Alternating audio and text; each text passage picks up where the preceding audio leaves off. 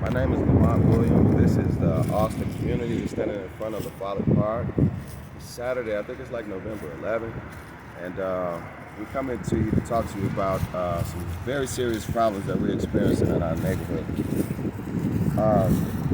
Been here for about, on and off, I've been here for about 53 years. Um, as a kid, I played on this tennis court with my mom.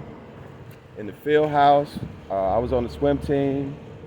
On the football court, I played football there. I wasn't very good at it, but I played. My dad has a long history here. My mom does. And now I'm starting to want a long history and a longer one here for our children in this community. But the government seems to have other plans for us. The government seems to have other plans for our community, the people that live in it, economically and socially, and they are, in their grand scheme of things, they want to basically replace us with another voter block of people from another country. Mr. Johnson, by the way, look up the word illegal. If you come to a country and you are not supposed to be there, and you make up a reason to seek asylum, you are lying and you are breaking the law, Mr. Johnson. It's called a lie. Say it with me. They are illegal. They should go home. Do you understand that these people have come across 7 to 8 other continents or countries where they could have gone to seek asylum? That makes you wonder, why specifically do you have to be here? And why specifically do you have to be in my neighborhood and other indigo people's neighborhoods that look just like us? And if you're paying attention, they are weaponizing illegal people against us. You have actually been, for the last 2 or 3 years, in the midst of a soft invasion. So I would like, in this hypothetical situation, say that you were at Wendy's or whatever, and you got a double burger and a large fry and something nice to drink and a dessert to go with it, and somebody just walked up and sat next to you and said, what's that you got there? Looks pretty good. And they start eating your food. And not only do they eat your food, they kind of pat you on the pockets and see if you got anything in your pockets worth any value, any money, anything like that. It's the same thing. It's the same thing if someone is taking your tax dollars and spending them on someone else and snubbing you, saying that we'll get to you. Well, I don't think that's how this works.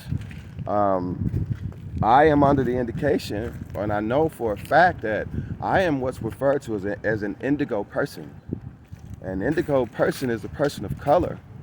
And also, I wanted to address the fact, while we really want to get to the nuts and bolts of this situation, is that I'm not a Negro, I'm not black, I'm not African American. Thank you, Jesse Jackson, for that one. In about 85, I think he did that to us.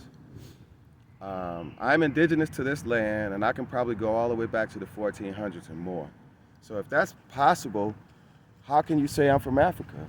So please don't understand or get it misconstrued that I don't understand where I'm from and what you're trying to do, but I'm not going to let it happen. And another thing that we need to do is change some things in the Constitution.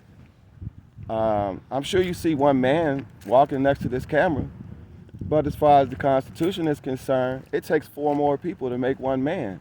So you want to know why you'll never get restitution, or you'll never get what you rightly have earned and what's here for you and your forefathers and ancestors have left? Because you will not make these people recognize you as sovereign individuals of this nation. And therein lies the problem. There are people in other countries that are trying to figure out what to do about our children. These people are afraid of you. They are afraid that their time is up. The Queen can take all her bills and all these other things and her laws and stuff right with her. Because how can you come over to a foreign entity and set up tent and set up shop and say, hey, this is what you need to do for us? Now, the answer to that is to give them back their contracts, birth certificate, social security card, driver's license, go get your passport, claim yourself as a sovereign individual, which I am currently working on, and this will change. And the way we make it change is to make these people recognize us as a nation. Once you've done that, now you can get your reparations, and you're not adhering to another system of laws that don't even adhere to you.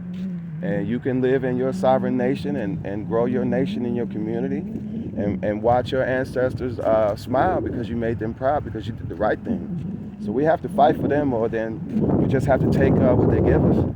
Hot, cold, and different. Take what they give you. If you don't stand up and fight, then hey, just take it.